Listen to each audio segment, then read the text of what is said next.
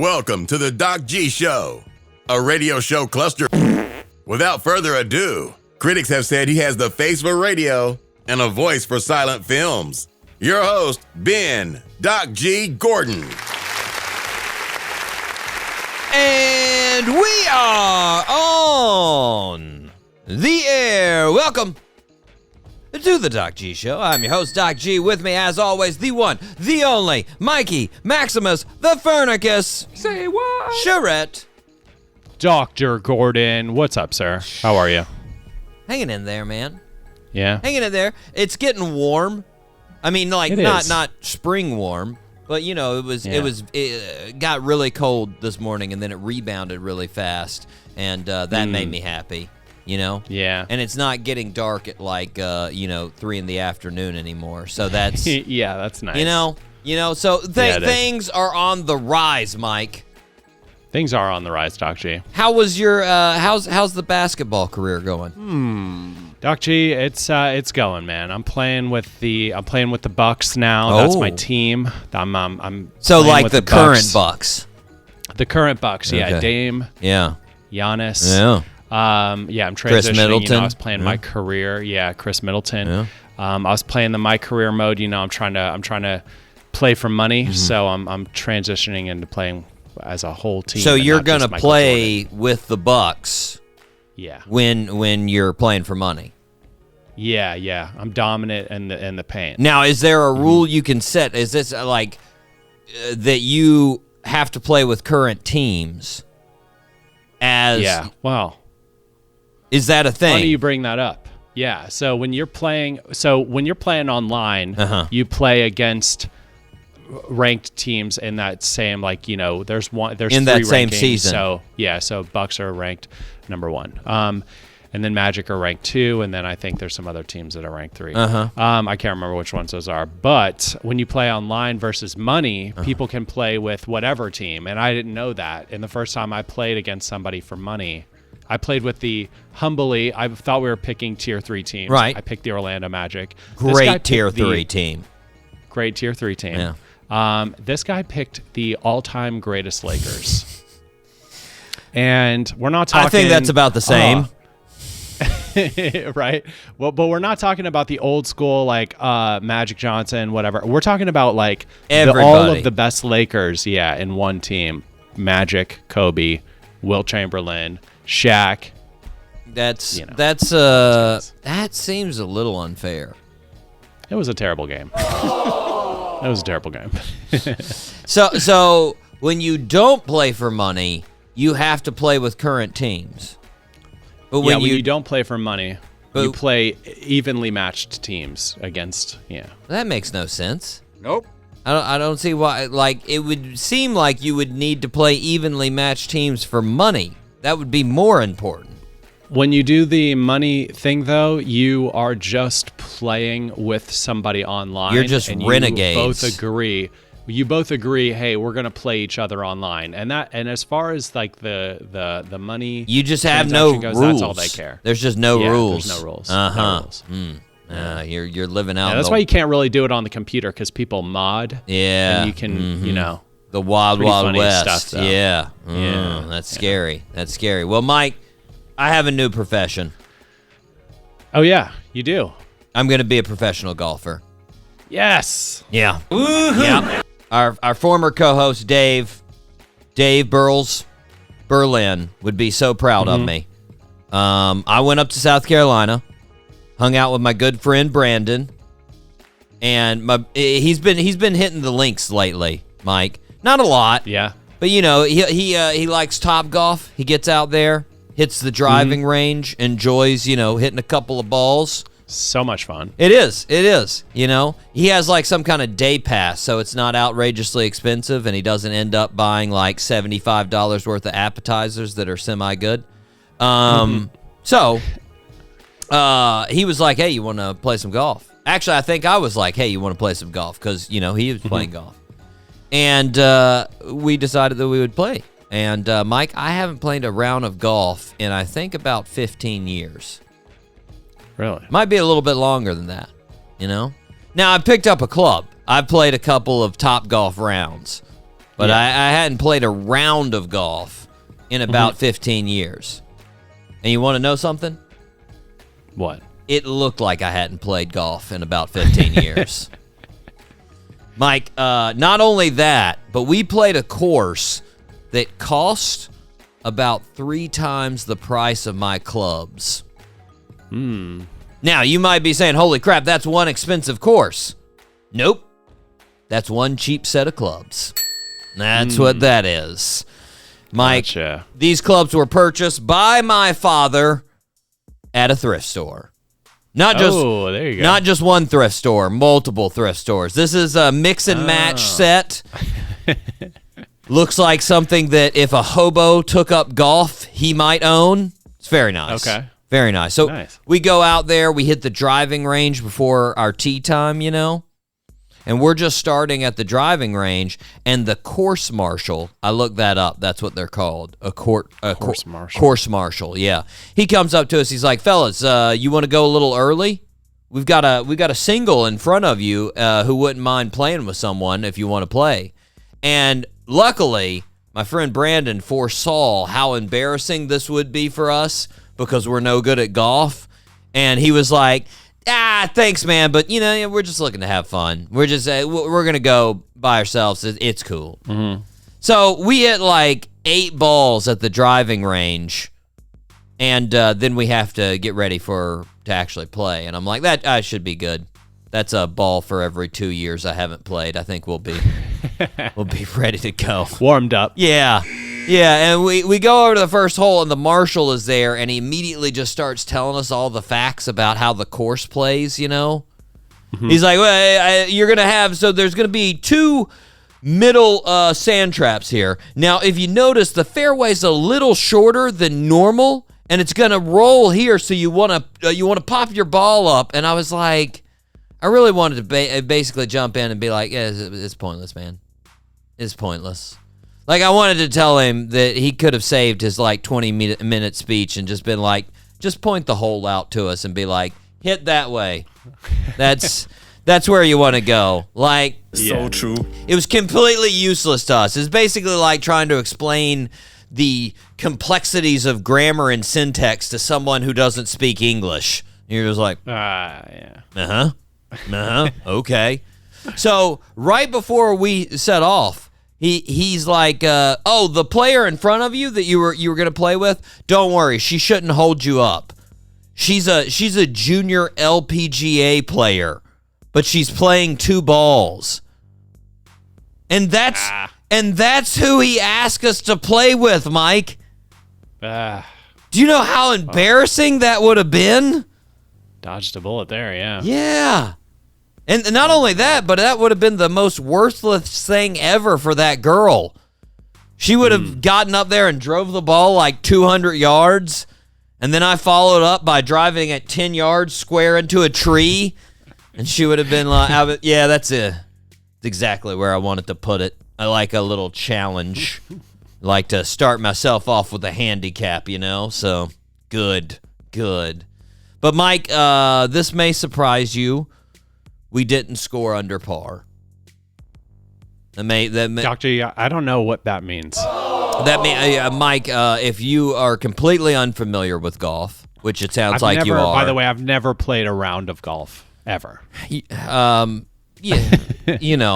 I would say you're missing out on a ton. Yeah. I mean, it's fun. I'm not saying it's not fun, but you can go without it. It's fine. That's okay. Fine. But, Mike, it's a game, in case you're not unaware, that you're trying to get the lowest score. And par is what's average on the hole. So that's the number you're going for, right? Each hit that you go, that counts to your score. So if I have a 5 on a hole, that means it took me 5 hits to get into the hole. So you have par 3s, you have par 4s, you have par 5s, meaning you need to get it into the hole in 3, 4, or 5. That makes sense. Okay. Most par 3s, me and Brandon were hitting 7s. Sweet. Okay. So we were really, really hitting it. But nonetheless, Mike, the talent was there. I saw it, all right? Yeah. Like a diamond in the rough, or perhaps a golf ball in the rough. I was looking good, Mike. Yeah. Okay. But you know what? That's good. Since the show's doing so well, I may never need to fall back on it, you know? I mean, I probably won't have to do it since we're skyrocketing in popularity, you know? We don't need that golf money. No. But it's nice to know I got a backup plan, you know? It's nice to know. Mike, are you ready to fire the show up? Let's fire at the show, Doc G. All 3 engines up and burning. 2, 1, 0, and lift off. Mike, I'm going to try to persevere. I've got a blister on my thumb from golfing. So if the show isn't as good, listeners, it's because of the blister. So it's distracted. Yeah, exactly. I'm going to try to, you know, separate my 2 career paths, okay? I'm going to try to not let it interrupt. Okay. Mike, we have a fantastic show today, despite some difficulties.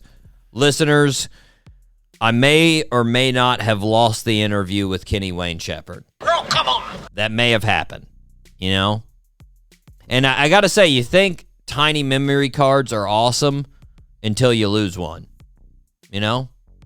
As soon as I lost that memory card, Mike, I was wishing I recorded that on VHS or Laserdisc. It's like, I know I'd never lose that thing. Oh, here it is. Yeah. I got it. Let's just put this guy in. One of those massive film rolls. Yeah. Got it here on the old 3/4 of an inch. And it's got, I've got five different spools of it back here. Like, it'd be so much better, you know? But yeah. Regardless, listeners, never fear. We still have an amazing interview for you. We have, actually, me and Mike have been probably the most excited about this the whole year. This has been the big build-up for the whole year. Tom Papa. A man of oh so many hats, Mike. Acting, comedy, writing, bread baking, radio hosting, podcasting. He does it all. He does. When you exclude most any actual technical skills of manual labor, theoretical sciences, and all things that actually contribute to society, he does it all, Mike. Wait, what? He does it all, and I can't wait to talk to him. You know. But first, we need to start where we start. Birthday suit. Happy birthday, Mr. President. Mike, you might want to take advantage of this first one because I don't know if you'll be able to get the last 2. All right. Now, I'm thinking, I didn't actually write it down, Mike. I'm thinking you are at, I want to say it's 7 out of 9. Okay. 7 out of 9 because the first week you got 2.5 out of 3. Oh no, it might. No. 7 out of 9. I'm going to confirm that, but I'm pretty positive that's where you're at. Listeners, if I'm wrong, don't start a violent mob. Don't take it to the streets. But here's your clue, Mike. This is a condensed clue. Singer who started with NSYNC, went solo, brought sexy back. He's married to Jessica Biel, and just recently didn't look too awesome in the Britney Spears autobiography. JT, Justin Timberlake. Justin Timberlake is correct. Yes, Mike. Yes. Born on January 31st in Memphis, Tennessee, 1981. Started performing when he was very young, performed on Star Search when he was 11. Yeah. Then he got invited on to the old Mouseketeers on the Mickey Mouse Club. Castmates with Britney Spears, Christina Aguilera, and Ryan Gosling, all on the old Mickey Mouse Club together there. In 95, formed NSYNC with 4 other dudes. They released 4 studio albums, sold over 70 million albums. Our birthday suitwear then went solo, ended up selling 88 million albums in his solo career. Jeez. Songs like Cry Me a River, Sexy Back, My Love, What Goes Around Comes Around. He also started acting, was in movies like Love Guru, Friends with Benefits, Bad Teachers, and many others. His 6th studio album is due for release on March 15th, 2024. Justin Timberlake, Mike. You mentioned there, or I mentioned there, you didn't. I was giving the clues. That's a fact.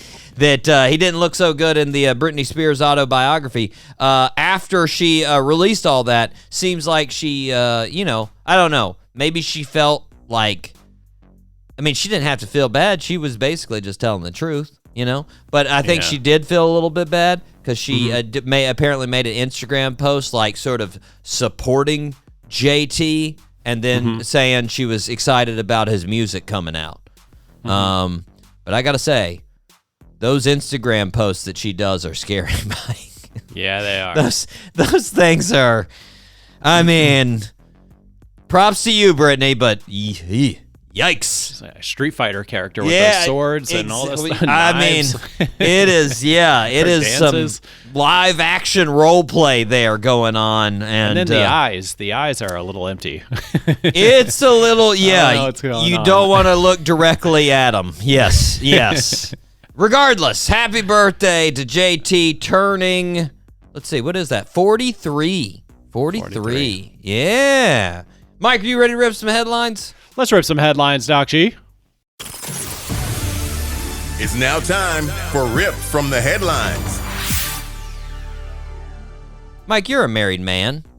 I'm guessing when you decided on some wedding bands, did you go with the standard gold band? Yeah, I got the gold. Yeah, I went with the gold. Yeah, Mike, you may regret that decision after I tell you about the rings that you could be rocking here. Ooh, did I have an asteroid or like a meteorite ring? Better.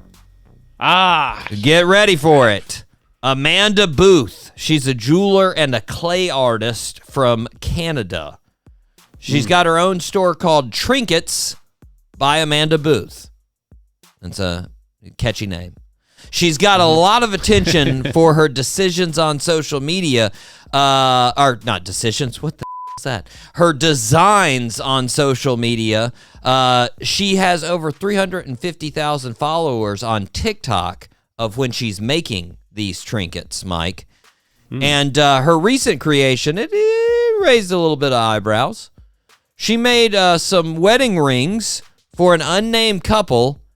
The couple wanted to have rings that incorporated their pubic hair in them. Okay. Yeah. Yeah.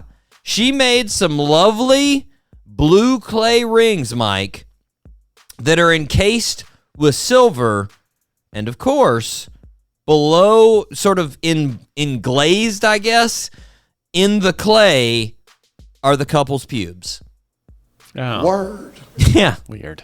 Yeah. Weird. Now, I will say, Mike, it came out looking a lot better than I thought. Like, if you didn't tell me what it was, I might be like, that's a pretty cool ring, But I was thinking about that. Is that how you know you've met someone special, Mike? You think to yourself, you're like, you know what? I would really like to have a ring made of their pubes. What? That would be nice. Is that true love? I don't know about all that. Because if so, I don't think I'm ever going to find it, Mike. I don't think that's ever going to happen. But that might be healthy. Yeah. Well, like I was saying, though, like, if you're the type of person that wants to make these rings with your partner, do you openly tell people that's what they are? Like, when they look at your ring, are you like, yeah, pube ring? Ew. Or do you just like, yeah, check it out, it's pretty cool, and just like keep it under the radar? Depends on how the first pube ring explanation goes. Yeah, that's true. probably How's the reaction? How's the first pube ring reaction? I feel like if you're the type of person wanting a pube ring, though, you're just going to be the type of person that readily tells people, hey, guess what this is made out of, Oh, yeah. Side note, Mike, in her TikTok crafting these rings, she had a TikTok making these rings.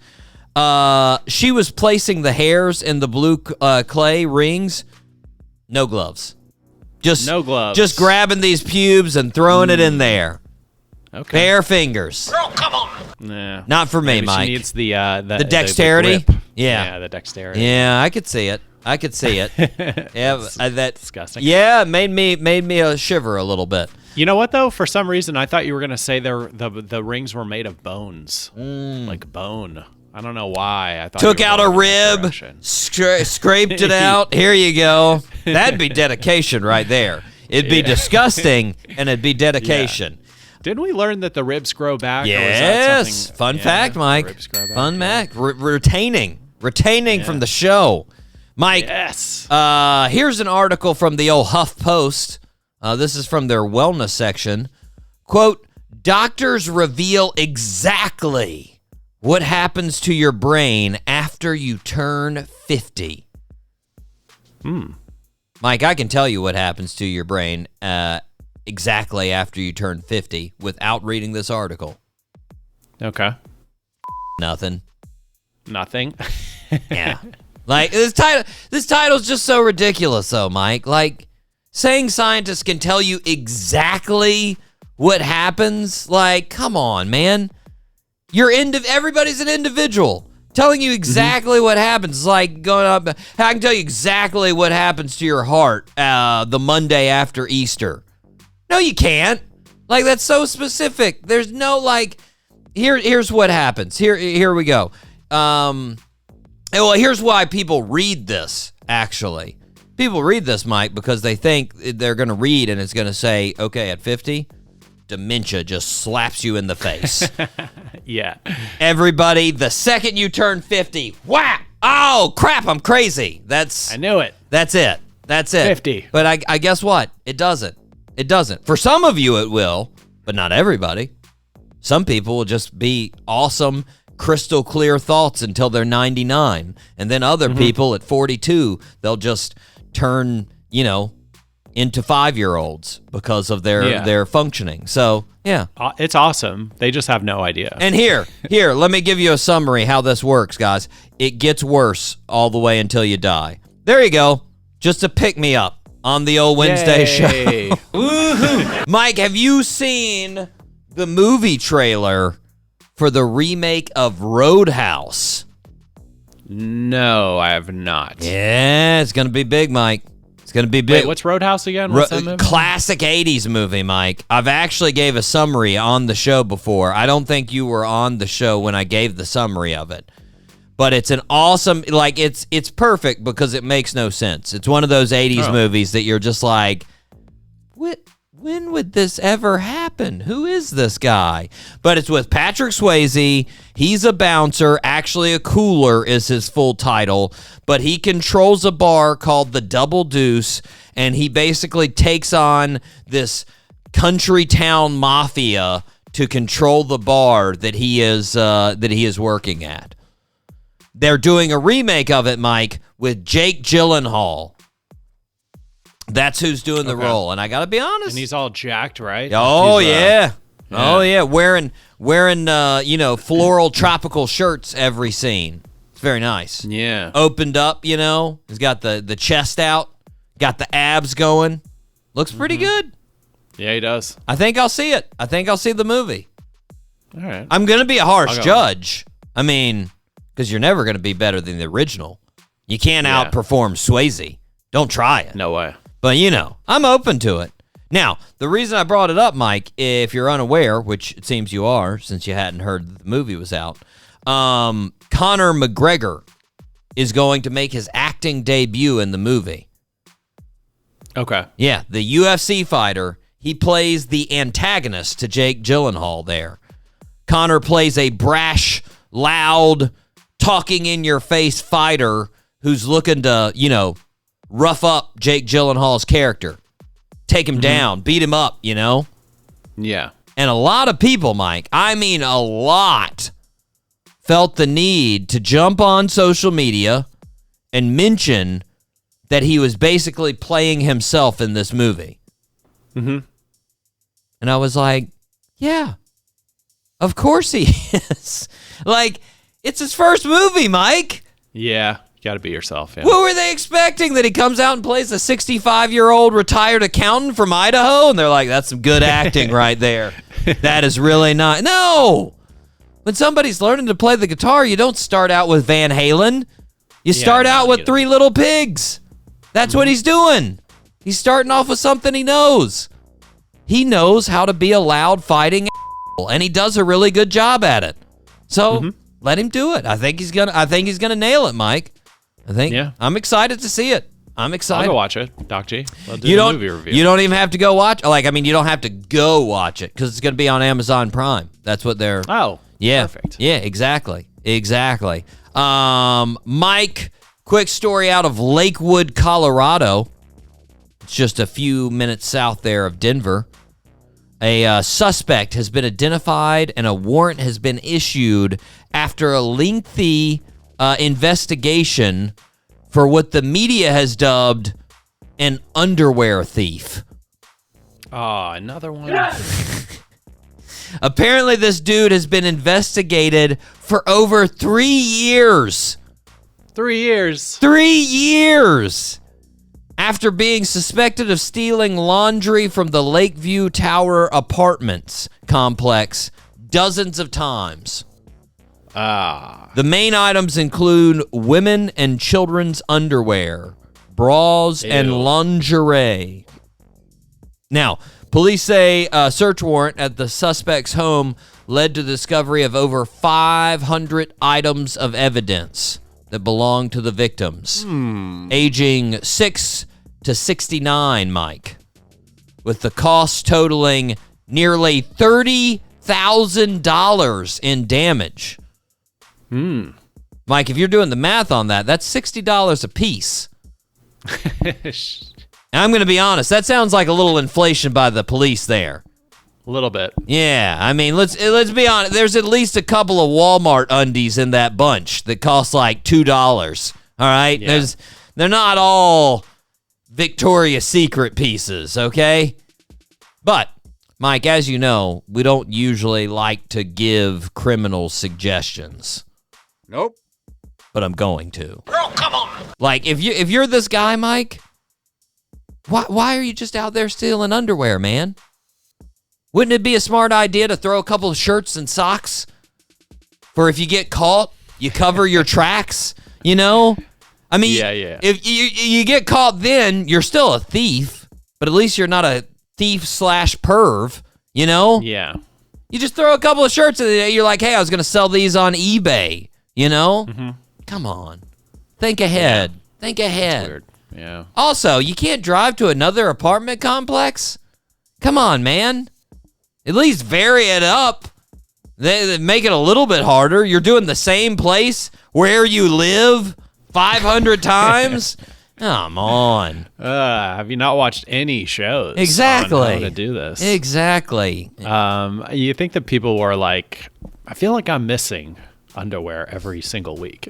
And it's not getting lost in the dryer, okay? We've checked the dryer. We've taken it apart. I've bought 15 new packs of underwear this year alone. Those things cost me $60 a piece. They're This is very ridiculous. expensive. God. Why do I keep getting the most expensive kind, too? Mike, more details have came out from Crystal Hefner's new memoir. Oh. Yeah. Yeah. She claims the zoo animals they had at the Playboy Mansion were depressed, Mike. Say what? Yeah. She said, quote, Depressed. all those animals were so depressed and sad looking. You walked by the cages and you were just, none of them were happy. It was all an illusion. I was totally naked and the animals were still unhappy. They weren't buying what I was selling, man. Come on. Blam. But I don't want to throw water on her claim, Mike, but isn't that all zoo animals? Yeah. I mean, do you ever go to the zoo and you're like, that guy is having a great time? No. They all look like they're at counseling. They all look like they're on the couch just like, oh, God. Another day. Oh, man. I mean, the only animals I go in the zoo and see and think, those guys are having a good time.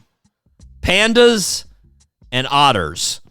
Yeah. Now, those two groups, they're a bunch of cut-ups, Mike.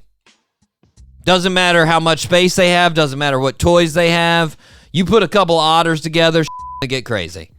Mm-hmm. You know? And you know Panda's MO. They come to party. They want to eat bamboo and roll around like giant roly-polies. That's what they do. That's what they do. Mm-hmm. Now, I bet you the Playboy Mansion didn't have either of those in their zoo. If she would have had those, that would not be the report coming from it. I'm just going to say.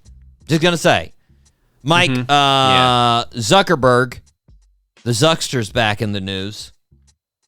Zuckerberg, busy being the ruler of an evil empire.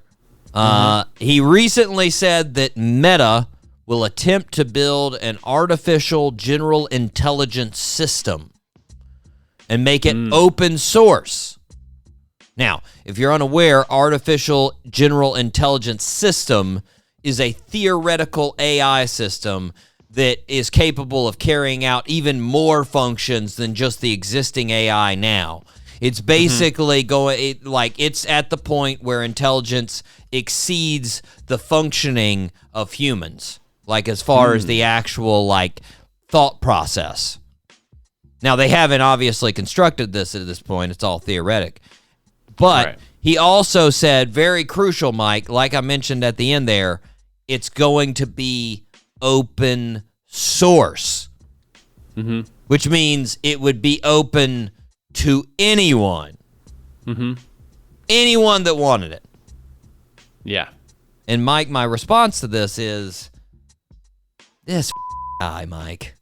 Like, what are you doing, Zucks? Like, if Zuckerberg was a scientist with Oppenheimer in 1945, he'd be like, hey, shouldn't we get this out to everybody? Should we mail these over to Germany real quick? They'd like this, wouldn't they? They'd be into this. I think it's the only smart thing to do. Like, what are you doing, Zuckerberg? It's ridiculous. Yeah. I don't know, but I guess, I mean, you would think a guy that completely effed the world up with Facebook would say, you know what? Maybe I should set this one out. Maybe AI, I'll let somebody else go through this one. But I guess that's what having $135 billion and being a robot will do for you. I guess you just... Yeah. You just... keep it going, man. Pedal to the metal. Let's destroy the world. That's basically... Doc G, I'm trying to write a joke right now about, like artificial intelligence. Like, do you think the more, because the more, like, do you think the more human it becomes or more like a person it becomes, do you think that eventually we'll start asking ChatGPT questions and then it'll take like 15 minutes to respond back to us? Or it'll just not respond at all? Yeah, it'll hey, just ChatGPT. left unread for several hours. Oh, sorry, I was making dinner. That's why I didn't see this. Lies. Sorry, somebody was asking me how to recreate dinosaurs. I was busy. Lies, ChatGPT. Don't believe you. Mike, we are going to take a break. We are going to be right back, but we are going to hear from a fantastic artist, an artist that will be on the show, Mr. Rodney Crowell. This is Rodney with Emmy Lou Harris with Bluebird Wine right here on the Doc G Show.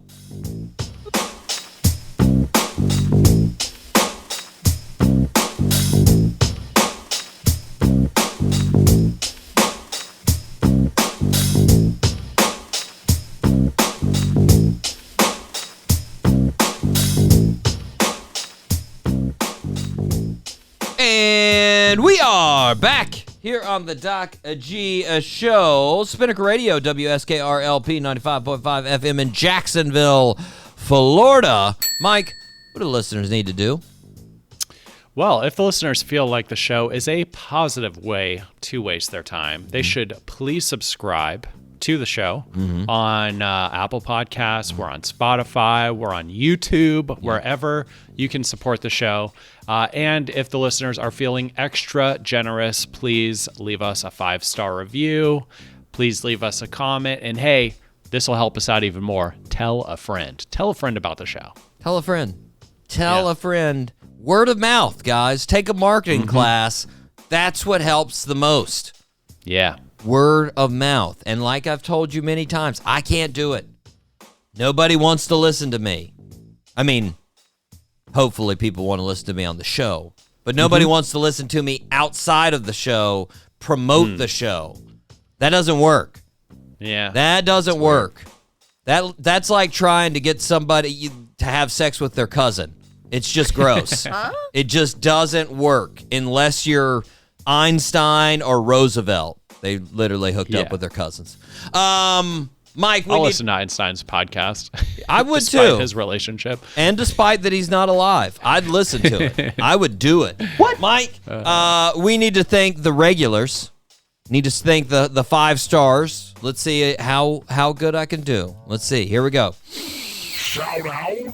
Shout out to Jacksonville, Florida, Columbia, South Carolina, Radford, Virginia, Gainesville, Florida, Frankfurt, Germany, Anoka, Minnesota, Ashburn, Virginia, Piracai, Brazil, San Diego, California, Dublin, Ireland, Boardman, Oregon, Genoa, Italy, Richards, Texas, Barcelona, Spain, Winfield, West Virginia, Biloxi, Mississippi, Tulsa, Oklahoma, Peoria, Illinois, Katy, Texas, Toms River, New Jersey, Olive Branch, Mississippi, Asheville, North Carolina, Los Angeles, California, Spartanburg, South Carolina, Athens, Georgia, Baton Rouge, Louisiana, Chicago, Illinois, and Boynton, Virginia. Nice. Didn't take a big enough breath though. Didn't get enough air in there. I had to refuel at Baton Rouge. That's not what's supposed to happen. I'm sorry. I am sorry. Listeners, we have some good 4 stars.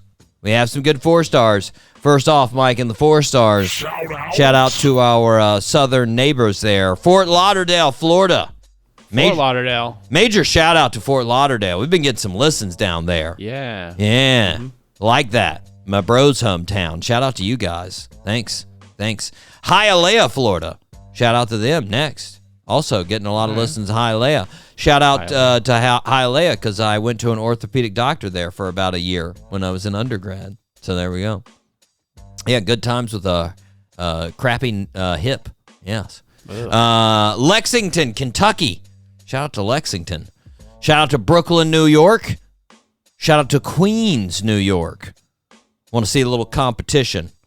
What borough is getting more listens, guys? Who's getting more listens? I'm putting my money on Queens. They've been around a little bit longer as far as the listens. No offense, Brooklyn. You can do it. I'm just putting my money on Queens. That's what I'm saying. St. Simon's Island, Georgia. Shout out to you guys. Shout out to Fernandina Beach, Florida. Shout out to Warsaw, Poland. Shout out to Seattle, Washington. Shout out to Nashville, Tennessee. And lastly, shout out to Houston, Texas. There we go, Mike. There it is, Mike. There it is. Mike, we need to move on to facts you didn't know you needed to know, and you probably don't. Mike, you don't even need to decide which ones you want to hear. We're going to go through all of them, but I'll give you the list here. Cool. We've got a geography fact. We've got a recent history fact. We've got a botany fact. We've got another geography fact. We've got a basketball fact. We've got a track and field fact. Cool. Which one do you want to hear first? Let's go with the track and field. Mike, Jesse Owens. You know Jesse Owens? Vaguely. Okay.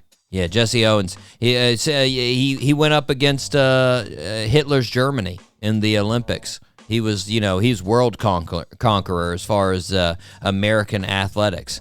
Plus, he broke many racial barriers as a black man. Very, very fantastic athlete. But Jesse Owens set 3 world records and tied 1 world record in 45 minutes time at the 1935 Big Ten Championships. Jeez. He set the world record in the 100-yard dash, long jump, 220-yard dash, and tied the record for the 220-yard low hurdles. Nice. That is unbelievable, Mike. 45 minutes. 45 minutes. He did all 4 of those events and set world records. What? You're too good at too many things. That is not fair, Mike. That is not fair. Yeah, it's pretty wild. Also, that they did all of that in 45 minutes. I thought all the events efficient, were all spaced out. Yeah. They're just over there churning them out. All right, long jump. All right, next one. All right, next one. Yeah. Let's get it. Breath. Mike, where you want to hear next? Let's do geography. If the whole Earth had the population density of New York City, the Earth's population would fit in Texas, Mike. Say what? You could fit everybody in Texas. Think of how nuts that would be. Okay. Just the density of Manhattan all the way through Texas, and then nothing on the face of the earth. No other people, just all shoved in there. That'd be, in a way, that'd be pretty nice. I mean, the logistics would be insane, and you wouldn't want to be around 8 billion people in that area. But, like, the fact that you just got this complete untouched wilderness all the way around the rest of the world sounds a little bit like Jeff Bezos' dream, Mike. It sounds a little bit like that, a little wild. Mike, I heard, Doc G, I'll throw one in there. Hey, I heard that if you took all the people on Earth, you stood them shoulder to shoulder, yeah, they would only cover up Los Angeles County. put them shoulder to shoulder. California. Yeah. Yeah. I mean, well, I think it was like a Vox thing or something, one of those. huh. I don't know. That sounds a little, I mean, I guess if you stack them real close, I guess it's doable. Yeah. We Yeah. could try to fact check it, but I'm pretty sure I saw that in a little short documentary. We could definitely fact check it. I'm going to go get the people together, Mike, and I'm going to head over to L.A. Mike, what one do you want to hear next? Let's do the second geography one. Australia is wider than the moon, Mike. Really? Yeah. Oh, yeah, okay. Yeah. I think I've seen that. I think I've seen like the moon over the Earth. Yeah. From the other side. Very Yeah. small. Very small. Yeah. Smaller than Australia. Wow. Mike, what do you want to hear next? Well, I actually forgot all Recent the other categories. recent history, botany, or basketball? Let's do botany. Strawberries, blackberries, raspberries. Not actually berries, Mike. Yeah. True are they? berries stem from one single ovary flower and have 2 or more seeds. Word. So therefore, actually, kiwis, watermelons, and bananas are actually berries, Mike. Really? Yeah. Wow. Yeah. Yeah. Next time you pick up that watermelon, tell yourself, that's a good berry right there. That's a good berry. That's one tasty berry. Mike, let's go to recent history here. Jennifer Lopez calls the creation of Google Images. When she wore a Versace dress to the 2000 Grammys, there were so many people looking for the picture of her in that dress, they added that feature of Google Images. They added a section where you could look specifically for images because of Jennifer Lopez wearing that dress. Ooh. I'm Yeah. gonna look that up. That reminds me, I should check that out. What was it, the 2000? 2000 Versace dress, yeah. Wow. Yeah. That's so crazy that we've had Google Images for that long. 24 Like, that's, years, man. Yeah. 24 That's years. wild. Pretty wild. Pretty wild. Mike, last one, basketball fact here. Until 1936, the jump ball in basketball took place at center court after every single made basket. Really? Yeah. Really slowed the game down. Wow. Yeah. Yeah. Score, all right. But like you think about it, that's sort of, that's in between where we have the make it take it rule versus what we have now, right? Mm-hmm. You play one-on-one sometimes, you do make it take it. That's just giving it back to the person that's scoring. You got the rule now, every time the one team scores, the other team gets it. This is in the middle. It's up for grabs. Whoever wants it gets it. Yeah, a little wild. 1936. There you go. There you go, Mike. Mike, we're going to take a break. We are going to hear a song that was written by one of our upcoming guests, Mr. Dave Mason. This is his hit song, Feelin' All Right, performed by Joe Cocker, right here on the Doc G Show. Get ready for a little Tom Papa coming up next.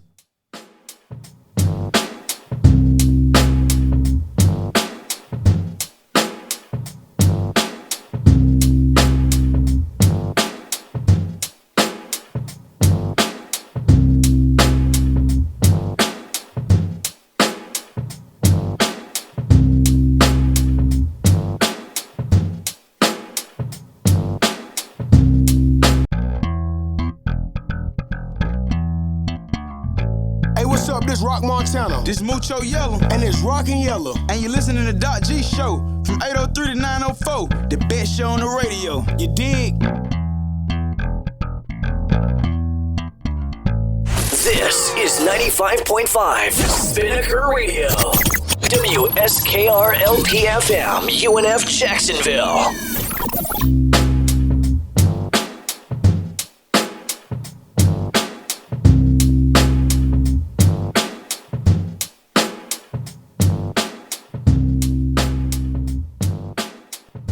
Welcome back to the show, everybody. We are very excited to have a tremendous comedian who will be in Ponte Vedra on March 26th for the Good Stuff Tour, Mr. Tom Papa. Tom, how are you, sir? I'm doing well. Nice to see you.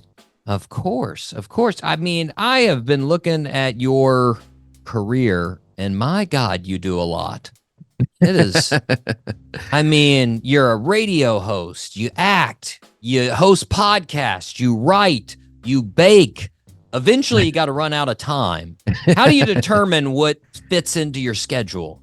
Good question. I just took down a TV in my office here at home and put up a giant whiteboard because I got to a point where trying to keep track of it in my head was not working, and I definitely didn't have time to watch TV. So I'm like, maybe if I just put it up on a board and can knock things out as I go along, it'll be all right. Strategic scheduling. I like it. Well, yeah. on the acting side of things, this past year, me and Mike actually we watched a movie there that I was very excited about, and I heard you were in the movie, but your scene got cut by the director. The movie being Air, and the director being Ben Affleck. Mm-hmm. Now, is that one of those things that you get specifically told, or does the movie come out and you go, where am I? No, I was told. Matt Damon told me when he came to my stand-up show. I was like, the movie looks good. He's like, yeah, about that. And we just had one scene together, and it makes sense when you see the movie. Like it was kind of like a left turn for a little bit. But still, I'm waiting for my call because I know if my scene had been in, they probably would have had Golden Globe Awards on their table. And but everyone makes mistakes. It's you can't blame them. What can you do? Come on, Ben Affleck, you're better than that. Come on, Ben. Well, a director that I know would not have cut any of your scenes would be Rob Zombie. You've been friends with Rob for a long time. He directed 2 of your specials. You wrote a movie together. Yeah. And I was blown away by how you became friends. I saw that you became friends at a destination wedding. Yeah. You go to these weddings and there's always you need an ally. If you don't know everybody, we just knew the bride and the groom and it's their families and stuff. You need somebody else that you can mock this wedding with. You need an ally, like to sit in the wings of it and rip it all apart. And my friend who was getting married was in House of a Thousand Corpses with Rob, so we quickly became allies and had a good time for the rest of the weekend. Well, I was about to say, I was blown away that Rob actually went to the wedding because he does not strike me as a guy that would say, yes, destination wedding, I'm there. That's actually a great point that I never thought about. Like, why was he even there? I know that he had rented a big Cadillac. The car rental was like some big dumb Cadillac. I think he was enjoying that, but he must have really loved her.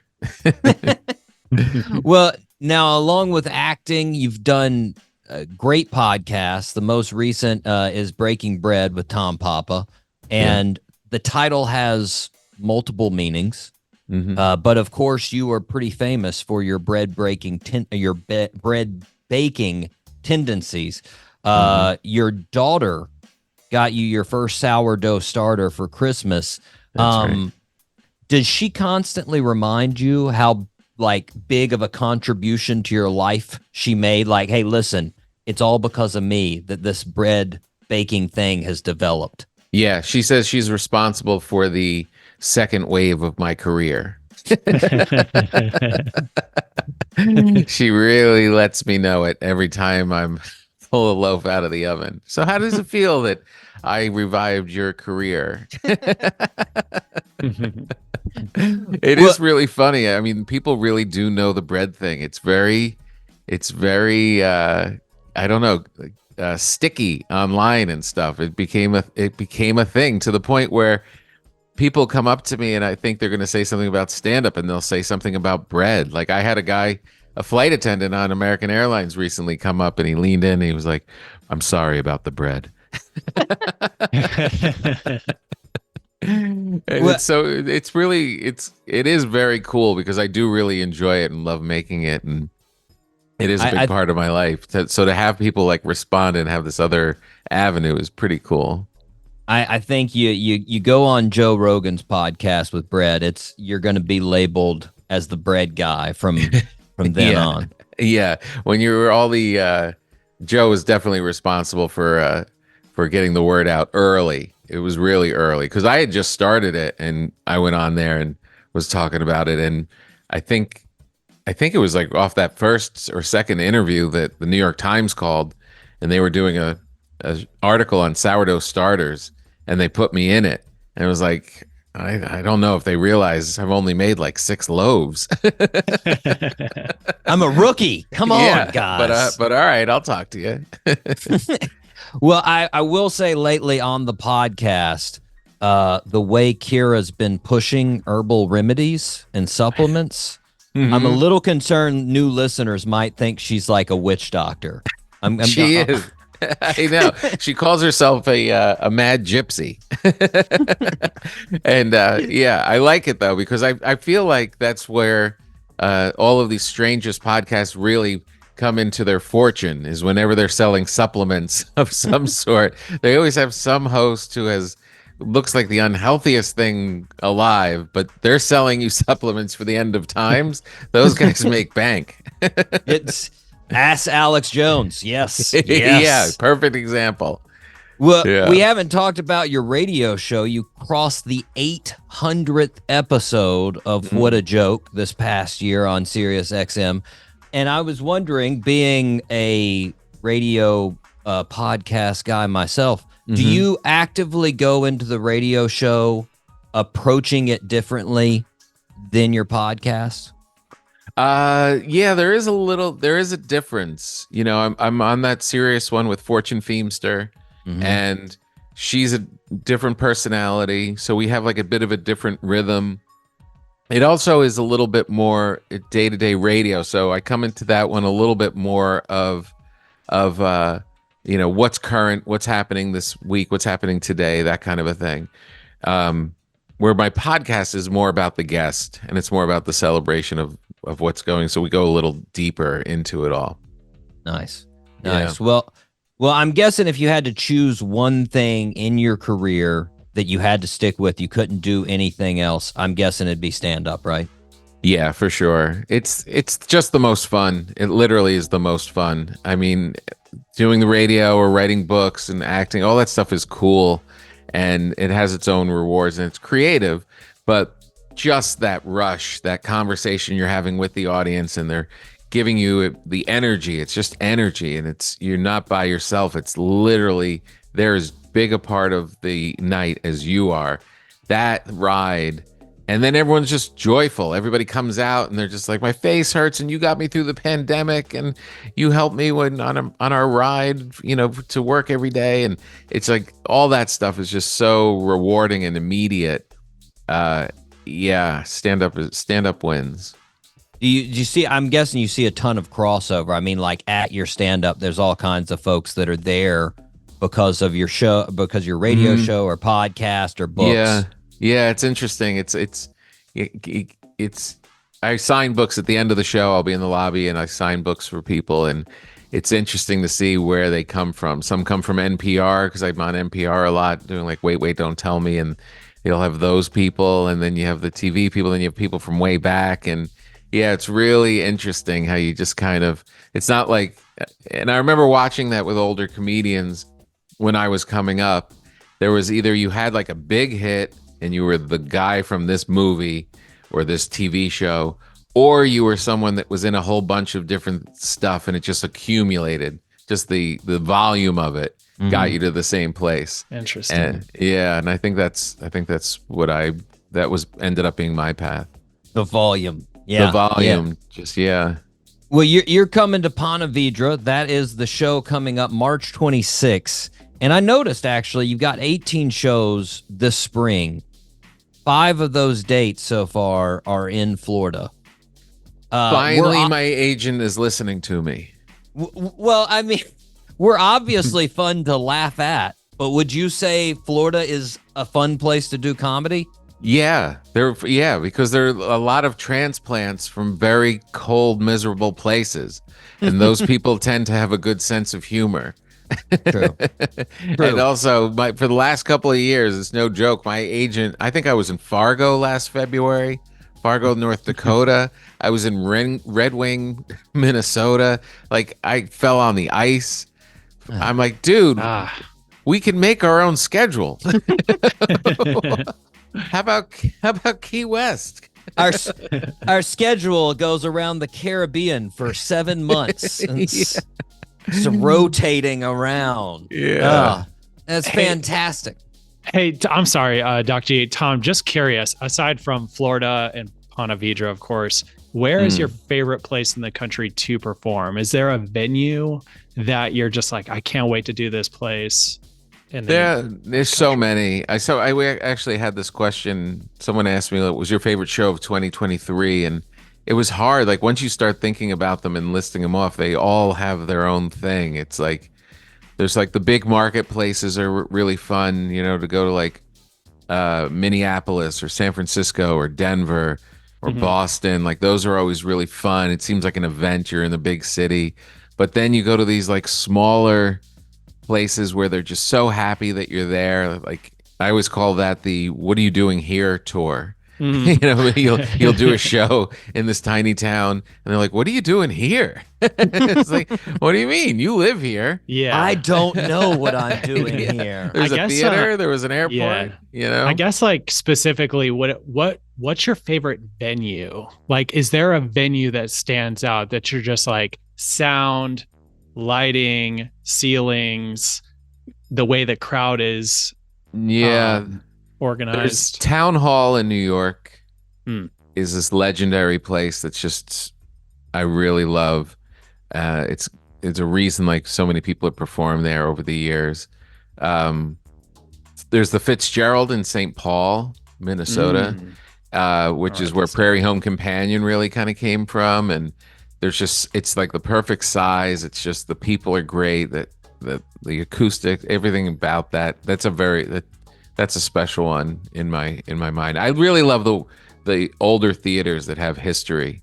You just go to these places and they're like, oh yeah, Laurel and Hardy were doing their live show here. Like those vaudeville homes and all those kind of things. Like anything with like soul, like it's a little history to it. Yeah. Okay. Yeah. Cool. Just curious. Yeah. We've got one in Ponte Vedra Music Hall. So I love that. I've been there a bunch. It's a fantastic one, and listeners, you should go out and see him March 26th. Tom, I want to thank you for coming on the show, sir. It's been a pleasure. Thanks for having me. Hopefully you'll see you at the show. For sure. Listeners, make sure March 26th, Ponte Vedra Music Hall. You can keep up with everything Tom Papa at his website, tompapa.com. We will be right back on the Doc G Show.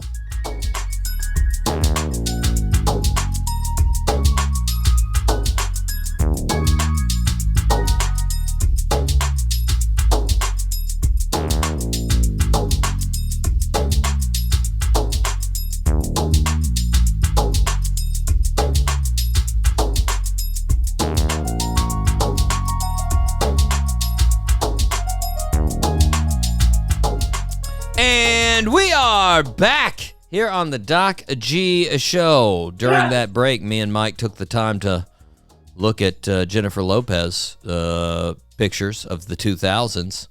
Mike was stuck on 2019, didn't even know that it wasn't the 2000 picture. Yeah, I couldn't tell the difference. That's how good J-Lo's doing for us, man. But what do you think? That was just Tom Papa, Mike. Woohoo! TP. What'd you think? Any parts of the review? Anything you want to review of that interview there? It blows my mind. I never have considered this, how some famous people, famous comedians, can have audiences or fans that come from so many different things versus how some comedians, just all their fans fans come from one thing. Yeah. Like I've just never, and then over the course of, 20 years, you've got a show and then you got like a certain percentage. Yeah. I've never considered that. And Tom's hedging his bets. Yeah. Tom's got plenty of different pots that he's got people coming from, and so he never has to worry about it anymore. He doesn't have to worry about people like being like, oh, I'm tired of seeing him. I want to see another stand-up. No, then he's got his book people coming in. And then those people, it's like, then he's got his podcast people coming in. Then he's got his radio show people coming in. Then he's got the people that saw him in movies that are like, oh, yeah, I remember that guy. I'll check him out. Like, Got grabbing it all, man. Grabbing it all, which is, like you said, diversify your portfolio, and it will work well. Mike, write a book and start a radio show so you can get some more. This is what we're doing. I've got all kinds of things going on now. Just some minor things, Yeah. Well, I forgot the Super Bowl commercial. There you go. There it is. There we go. There it is. Who's that guy in the background? I want to see that guy in comedy. That guy needs to do more stuff. When he's rollerblading, that makes me think he might be funny. I don't know. There's something about it. Yeah. But anyways, listeners, if you got time, you need to go see Tom Papa. It'll be good. It's good for the soul, And who knows? You may get lucky. He may bring a couple of pieces of bread to the show. Oh, wouldn't that be nice? Wouldn't it be nice if he made bread during his set so that way you had that aroma in the room? Oh, wow. That's great. That's a trademark idea there, Mike. Go ahead and put that down. All right. I mean, it's not. It's you don't bake bread, but you can sell it to him. Why didn't we ask Tom this during the interview? Hey, Tom, do your show smell like bread? All right, call him back up. Hey, we're gonna call him back up. Mike, we need to move on. We need to move on to the fastest growing segment in the world. Mike C top 3. Woo! Mike, I have a strong suspicion that we will have different lists that do not actually coordinate with each other, but we're gonna give it a shot. That's my fault, Doc G. I'm sorry. I didn't provide a lot of parameters. I said home cooked meals, but I think what I meant was, what are your top 3 home cooked meals by relatives of all time? Okay. Okay. Yeah. Well, that's sort of what I went with. I went with cool. friends and relatives. Friends and relatives. Okay. Friends and relatives. Okay. So, Mike, I don't have any honorable mentions with this one. I mean, I could have thought for some honorable mentions, but I didn't really fight through them. I was just like, all right, what comes to my head when I think of things that I've eaten that were not purchased from a restaurant? Mm-hmm. What am I going with, Yeah. So, do you have any honorable mentions? I do. I have 3. Yeah, I have nice. 3. Give them to me. Okay, so back in the day, I was 15 or 14 or 13. I don't know how old I was, but I was young. You were an age. I was an age. And I was staying at my friend's house, and his dad made some barbecue chicken on the grill. I don't know. He must have covered this chicken with barbecue sauce and then put it on the grill. So he cooked. That was fantastic. That might be the best. I think about that chicken quite often. And I never saw this guy. I saw this guy's dad once. I stayed at his house probably 20 times. I saw his dad once. He made chicken. This guy died immediately after he made the chicken. He was never there again. Yeah, it was fantastic. Also, do you know that was this like a secret family recipe barbecue sauce, or was this just like right off random. the shelf? I never saw this guy ever. I saw him once. He made chicken and he bounced. He was a wizard. Yeah, a chicken wizard. Yeah, my God. I was like, wow, this guy doesn't say anything. He never talked to us. He never did it. He just made us chicken one time. It was incredible, and then that was his closer.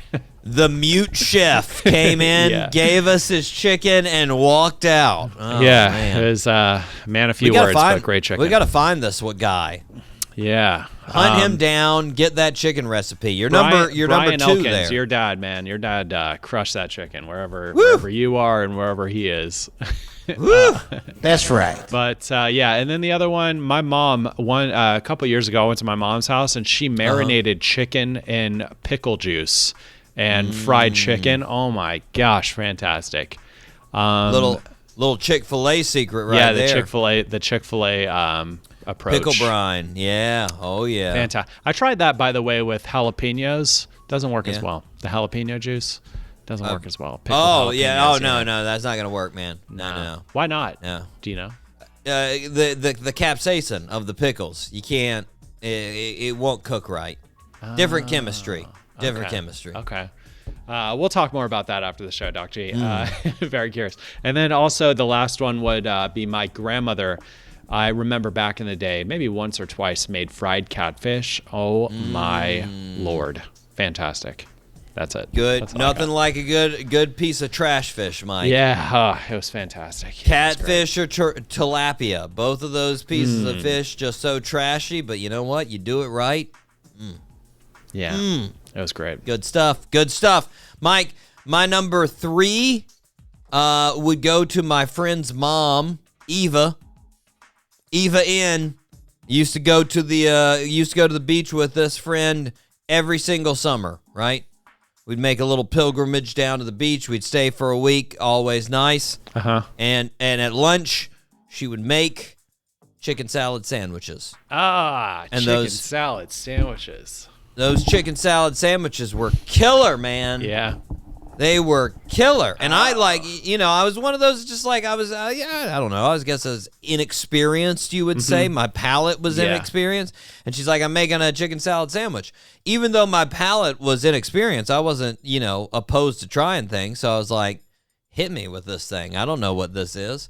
And I had it. She toasted the bread, man. She toasted the bread. She put it on there. Oh. My mouth's watering just thinking about it, Mike. Yeah. Mouth's watering just thinking about it. Do you know if she had the grapes and the celery? No. She's not doing grapes. That's banana. That doesn't deserve it. That's some just kind an of Arby's thing. You're trying to be fancy there. Okay. That's Arby's trying to reach, All right, but celery is classic. Celery you're always going to have in there. Okay. Mike, your number 3. My number 3, shout out to the wife. She makes this stuff called Gretza.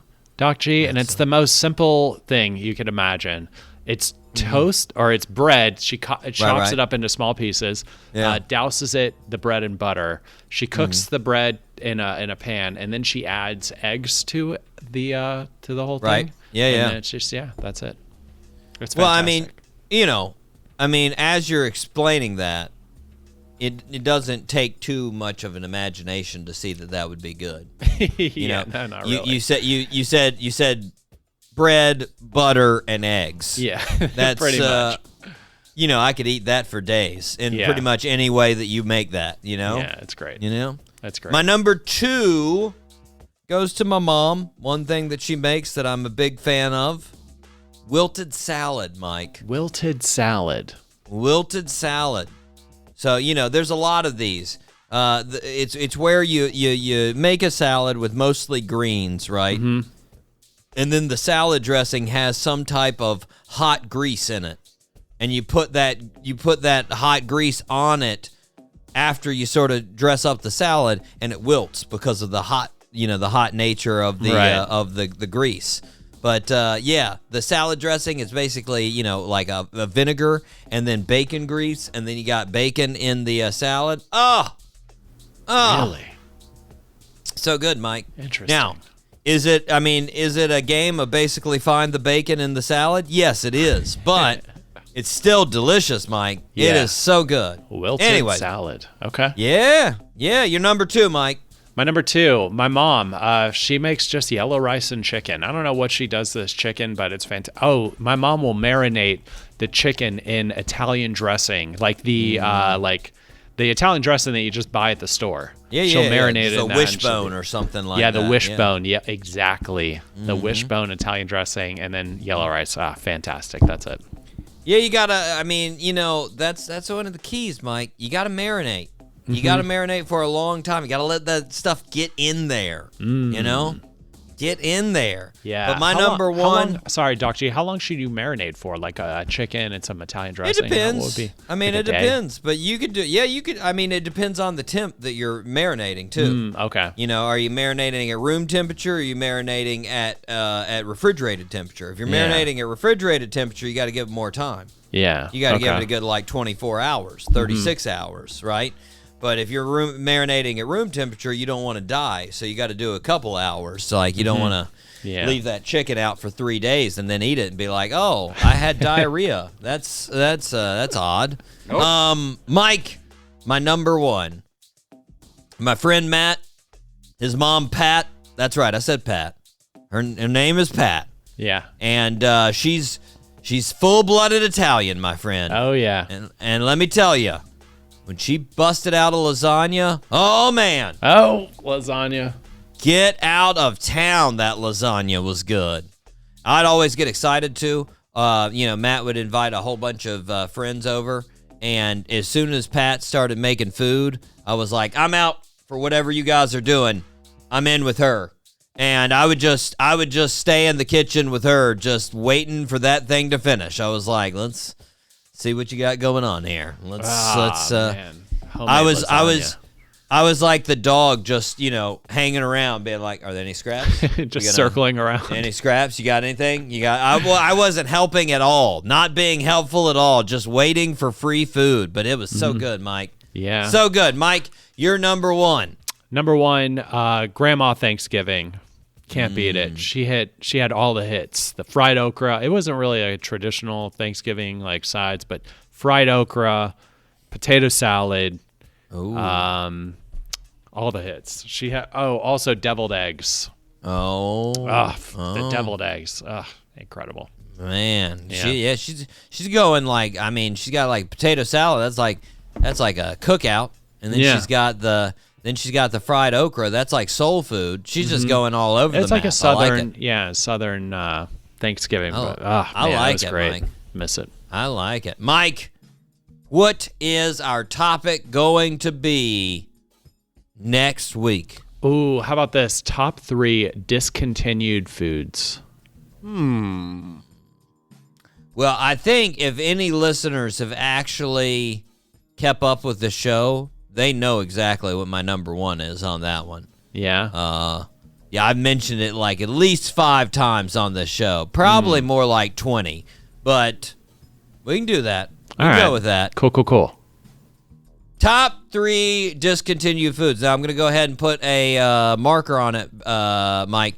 We can't do a food topic next week after that. We can't go 3 in a row with the foods. We're going to have to go something. Has it been 3 in a row? Well, I mean, that would be 3 next if you week did would be another 3. one. Yeah, okay. Yeah. For sure. All right. Mike, we are going to move on. We got 2 birthday suits left. Let's see. Do you want the comedian/actor or the athlete first? Comedian/actor. Okay. He's known, but I don't know if you'll be able to get it from this. Okay. So he was a cast member on SNL from 2008 to 2017. He had characters like Drunk Uncle, Keith the Movie Fan, and Ass Dan. Should I know? Hopefully. No. That's the big clue. I can give you his initials. Okay. BM. What is it? BM? BM. No, that's okay. I don't know. Bobby Moynihan. Yeah. I do have to say, in the past like 15 years, Drunk Uncle is probably one of my favorite sketches. I do love Drunk Uncle. The guy that comes on the Weekend Update, and he's supposed to be your uncle that drinks too much, and then he rants and raves about cancel culture. It's pretty hilarious. It's one of my favorites. I would definitely suggest looking at some clips of Drunk Uncle if you haven't. It's pretty awesome. So true. Okay, Mike. You're 1 for 2. You might be able to get this one. if you don't get this one, it will also be slightly embarrassing, I think. Oh, okay. Bobby Moynihan wasn't embarrassing. This one may be slightly embarrassing. No offense to Bobby. Here we go. Born on January 31st, 1919, our birthday suit wearer was the first player to break the color barrier in the Major League Baseball. In Major League Baseball. He played for the Brooklyn Dodgers and wore the number 42. Jackie Robinson. There it is. Yes, Mike. Yes. Not embarrassing. Nailed it. Nailed it. Born in Cairo, Georgia, Mike. He lettered in 4 sports in high school. Football, basketball, track and field, and baseball. And then this is the nuts thing. He went to UCLA for college. He lettered in all 4 sports again. Yeah. 4 sports in college, Mike. That's insane. And crazy, his worst sport was baseball. Huh? When he was in college, the sport that he was worst at was baseball. Then he went to the Army. He got drafted in the Army. He went to officer school. While he was in the Army, a whole bunch of race happened to him. And then he got honorably discharged because of that. Whole just craziness, unnecessariness.